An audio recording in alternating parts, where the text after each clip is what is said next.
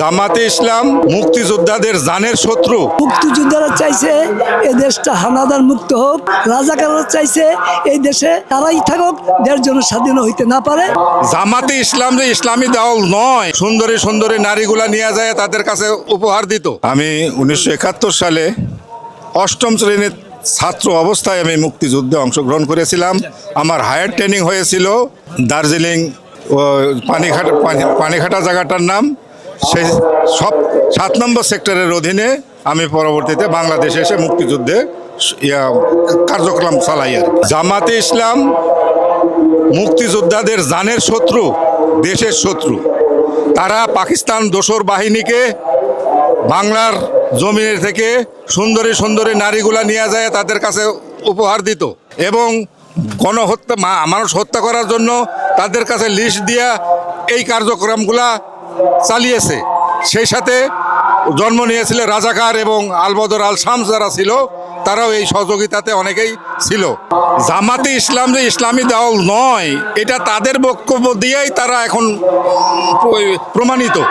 এখন আর মানুষকে মনে হয় খুলে বোঝানোর মতন জিনিস নাই যে তাদের বক্তব্য দ্বারাই তারা প্রমাণিত যে তারা ইসলামী দল নয়।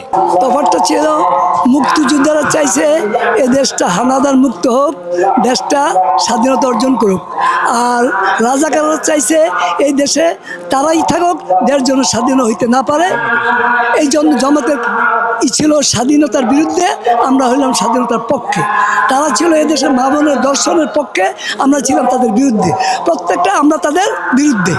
তারা স্বাধীনতার পক্ষে, দেশের পক্ষে এবং দেশের মা বোনদের ইজ্জতের পক্ষে ছিল না। কার বাড়িতে ভালো একটা গরু আছে, ভালো একটা ছাগল আছে, খাওয়ার উপহার দিছে, কার বাড়িতে কোন মেয়েগুলা সুন্দর আছে, এইগুলোর তথ্য তারাই দিছে। এইগুলা তো একই কথা স্বামী, এবং অনেক প্রমাণ আছে তারা যে স্বাধীনতার বিরুদ্ধে কাজ করছে, অনেক প্রমাণ।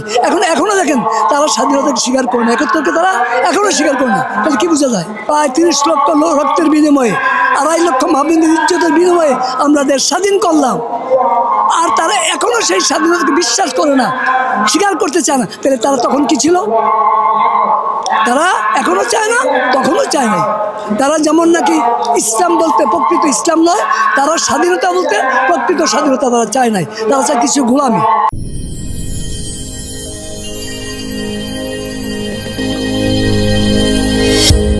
ভিশন 24, দৃষ্টিতে বিস্ময়।